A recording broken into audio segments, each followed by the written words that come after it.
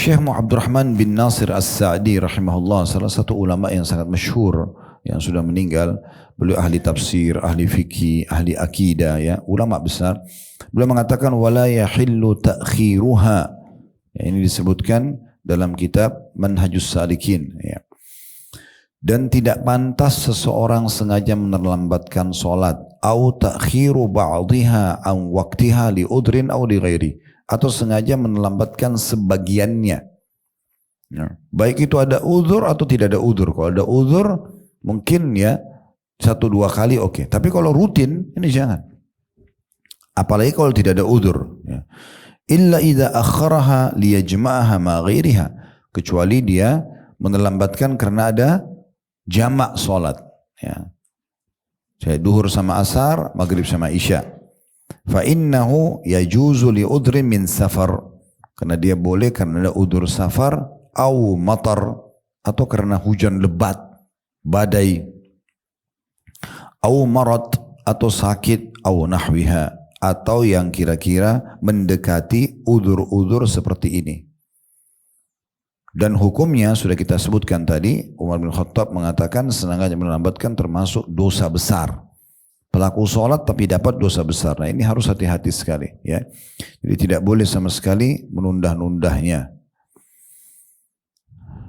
Kemudian ada hal-hal juga yang perlu digarisbawahi berhubungan dengan masalah jamak sholat. Itu hanya boleh duhur sama asar. Dan hanya boleh maghrib sama isya. Jadi tidak ada jamak antara subuh dengan duhur. Antara isya dengan subuh. Tidak ada jamak antara asar sama maghrib. Ya. Tidak ada jamak antara subuh sama duhur. Jadi yang boleh ada duhur sama asar dan maghrib sama isya. Ya. Dan perlu juga digarisbawahi kalau ada orang yang musafir, maka dia punya rukhsah, keringanan, bukan kewajiban. Kalau orang merasa misalnya dia dalam safar itu dia mau mengambil tetap hukum mukim, boleh saja. Ya. Kalaupun dia musafir, tetap sholat di awal waktu diprioritaskan. Nah ini penting ya. Misalnya contoh kita musafir, bukan karena kita musafir misalnya dari Jakarta ke Bandung, lalu sengaja kita terlambatkan duhur dan asar. Misal contoh, sementara kita memang niat mau takdim, mau di waktu duhur asar di waktu duhur gitu ya. Tetap yang tepatnya adalah azan kita langsung sholat. Ya, langsung sholat. Jangan, karena kan saya mau jamak. Niatnya takdim ya, dimajukan. Tapi nanti jam 2 aja.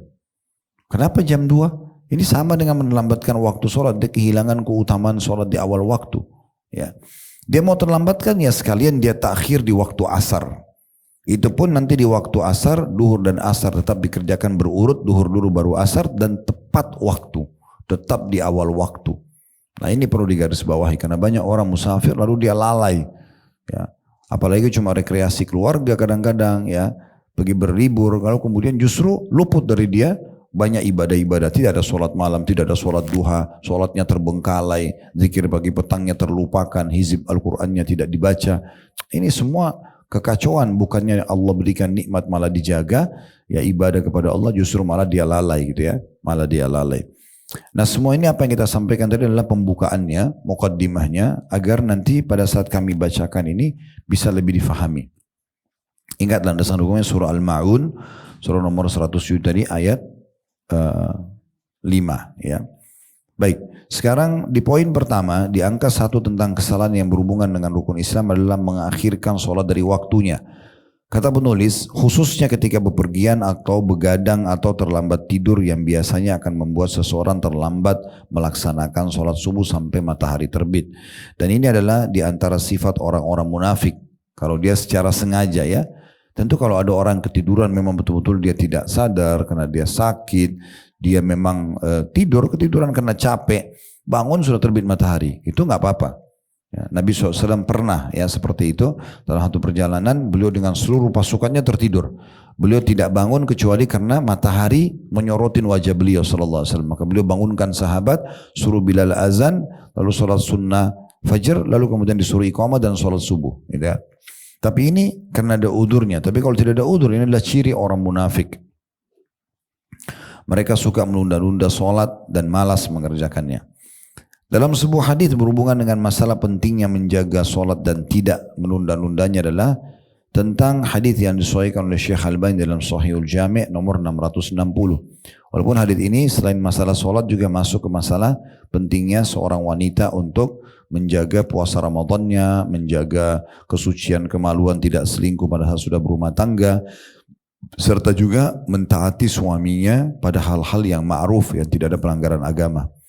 Kata Nabi SAW, "Idza shallatil mar'atu khamsaha wa shamat syahraha wa hafizat farjaha wa ata'at zawjaha qila laha udkhilil jannata min ayyi abwabil jannati syi'ti."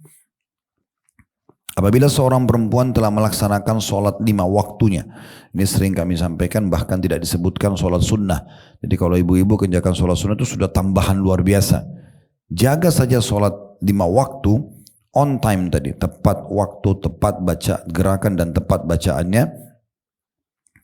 Kemudian melaksanakan puasa bulan Ramadannya, wajib setahun sekali. Tidak disebutkan Senin, Kamis, Ayyamul Bid. Ini kalau ibu lakukan maka tambahan lagi ekstra pahala. Terus menjaga kesucian kemaluannya, sudah menikah tidak ada perselingkuhan. Sebelum menikah pun tidak ada perzinahan. Ya. Sehingga dia terjaga. Yang hanya menyentuh dia adalah suami yang sah. Kemudian yang keempat, dan mentaati suaminya. Apapun yang sifatnya tidak melanggar agama, pasti dikatakan untuknya nanti di akhirat, masuklah engkau dalam surga dari pintu-pintu surga mana saja yang engkau mau.